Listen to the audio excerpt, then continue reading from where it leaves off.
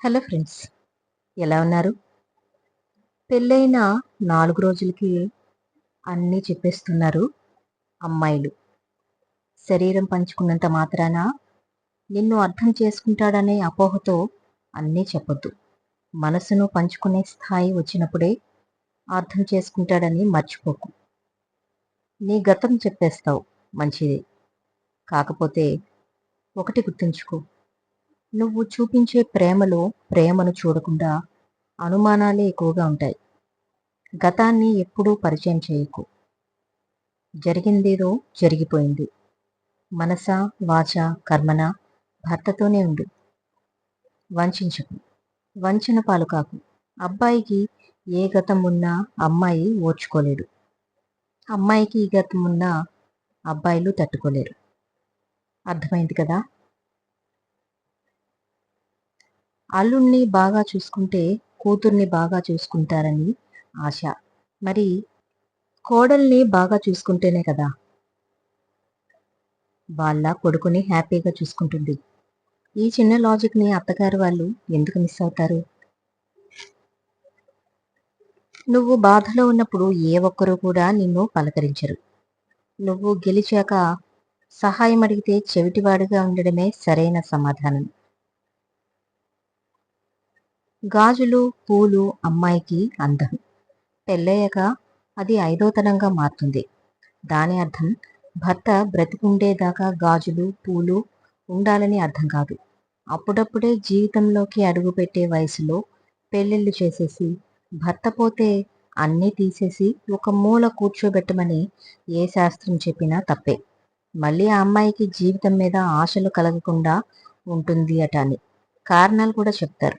మరి భార్య పోయిన భర్తకి ఏ షరతులు ఉండవు. ఎందుకు?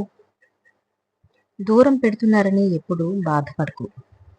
వాళ్లకు నువ్వు అవసరమయ్యే రోజు ఖచ్చితంగా వచ్చి తీరుతుంది.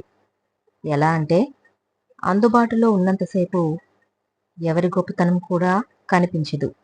వాళ్ళు నిన్ను దూరం పెట్టడం కాదు, నువ్వే దూరంగా ఉంచు. అప్పుడే నిన్ను వెతుక్కుంటూ నీ దగ్గరికి వస్తారు.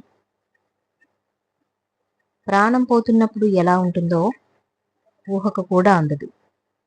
కానీ ప్రాణం అనుకున్న మనిషి మాత్రం మోసం చేస్తే ప్రాణం పోతున్నట్లాగే ఉంటుంది. అవునా? అందుకే అతిగా దగ్గరవ్వకు ఎవరికి కూడా. మధ్యలోనే వదిలేసే అంత చనువు ఎవ్వరికి కూడా కల్పించొద్దు. ఒకటి గుర్తుంచుకో, నిజంగా డబ్బు లేకపోతే అమ్మకి భార్యకి కూడా లోకువే అంటారు. నిజమేనా? మరి హౌస్ వైఫ్గా ఉండేవారిని లోకువ చూస్తారుగా ఎందుకు? మగవాళ్ళనంటే పెద్ద తప్పు, అలా ఆలోచించకూడదు అంటారు. అన్ని పనులు చేస్తూ కూడా లోకుగా చూడడం మగవాళ్ళు తప్పు కాదా? చులకనగా చూడడం తప్పంటే చులకనగా చేయడం కూడా తప్పే కదా? కాస్త ఆలోచించు. ఏ కోడలు అత్త మీద పగతో అత్తగారింట్లో అడుగు పెట్టదు. ముందు సౌమ్యంగానే ఉండేది, తర్వాత తర్వాత కంచులా మారుతారని పెదవి విరుస్తారు. నిజంగా అత్తగారి ప్రవర్తన మారాకే కోడలు మారుతుంది. ఊరికే చెడ్డ పేరు తెచ్చుకోవటానికి ఎవరూ తాపత్రయపడరు కదా. అందుకేనేమో చాడీలు చెప్పడం అత్తగారు వంతవుతుంది, మొండిగా ఉండడం కోడలు తీరవుతుంది, సర్దుకుపోవడం భర్తకు అలవాటైపోతుంది. కాదంటారా? ఒకప్పుడు కోడలు భయపడేది, ఎలాంటి అత్త వస్తుందో అని. ఇప్పుడు అత్తలు భయపడుతున్నారు, ఎలాంటి కోడలు వస్తుందో అని. ఒకప్పుడు ఎలాంటి వాడు భర్త వస్తాడు అని అమ్మాయిలు భయపడేవారు.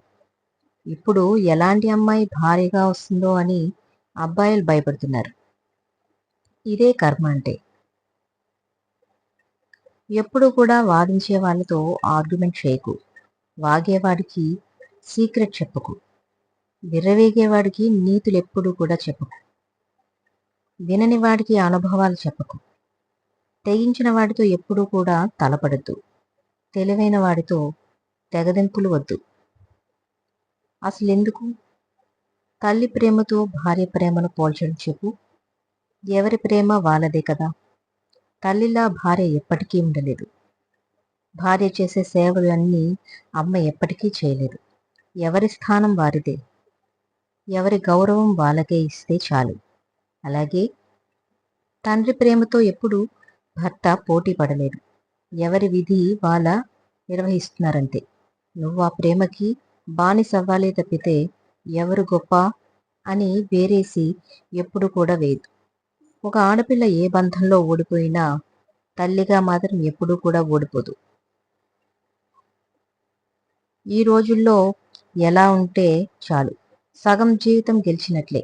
అందరితో కలిసి ఉండాలి, కానీ మనసుకు దగ్గరవ్వాలని ఎప్పుడూ ప్రయత్నించుకో. తిరిగి ప్రేమను కూడా యాక్సెప్ట్ చేయరు. మనసుని చంపుకుని ప్రాణమున్న బొమ్మలా ఉండాలి. ఇదే లోకం తీరు. కాలానికి తగినట్లుగా మారాలి, తప్పదు. రాముడు ఉన్న కాలంలో రావణాసురుడు కొన్ని నీతి నియమాలు పాటించాడు. అందుకే రాముడు ధర్మాన్ని తప్పకుండా ఉన్నాడు. కృష్ణావతారంలో ఏమాత్రం ధర్మాన్ని లెక్క చేయని పాపాత్ములు పుట్టుకొచ్చారు. పాండవులు నిరాయుధుడిగా మిగిలిన కర్ణుడిని బాణంతో ప్రాణం తీశారు. ద్రోణాచార్యుణ్ణి చంపడం, దుర్యోధనుణ్ణి తడిపై కొట్టడం, దుశ్శాసనుని వక్షస్థలం చీల్చి చంపడం, అధర్మంగా పోరాడుతున్న ధర్మాన్ని నిలబెట్టడానికి చేసే ప్రయత్నంలో కృష్ణుడు పాండవులకి అండగా నిలిచాడు. ఉన్నప్పుడు విలువ తెలుసుకోవటానికి ప్రయత్నించని మనసు, కోల్పోయినప్పుడు వెక్కి వెక్కి ఏడ్చినా, నువ్వు మానసికంగా బాధపడినా చూసి ఎందుకు వాళ్ళు ఎవరు కూడా ఉండరు.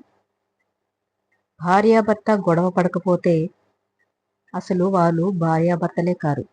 నిజమైన ప్రేమలో అలకలుంటాయి, కలతలు ఉంటాయి, బుజ్జగింపులుంటాయి. అసలు ఎలాంటి గొడవలు లేకపోతే ఒకరినొకరు అర్థం చేసుకోకుండా సర్దుకుపోయినట్లు నటిస్తున్నారని అర్థం. అన్యోన్యత అంటేనే అంటీ ముట్టినట్లు ఉండడం కాదు, అన్నీ తానై ఒకరికి ఒకరై ఉండడం అని. ఒక మగవాడు తన జీవితంలో ఈ ముగ్గురు స్త్రీలను ఎప్పటికీ కూడా మర్చిపోలేరు. ఒకటి, తను ఆపదలో ఉన్నప్పుడు ఓదార్చిన స్త్రీ. 2, తను ఆపదలో ఉన్నప్పుడు వదిలి వెళ్ళిపోయిన స్త్రీ. 3, తనకు ఆపదలోకి నెట్టేసిన స్త్రీ.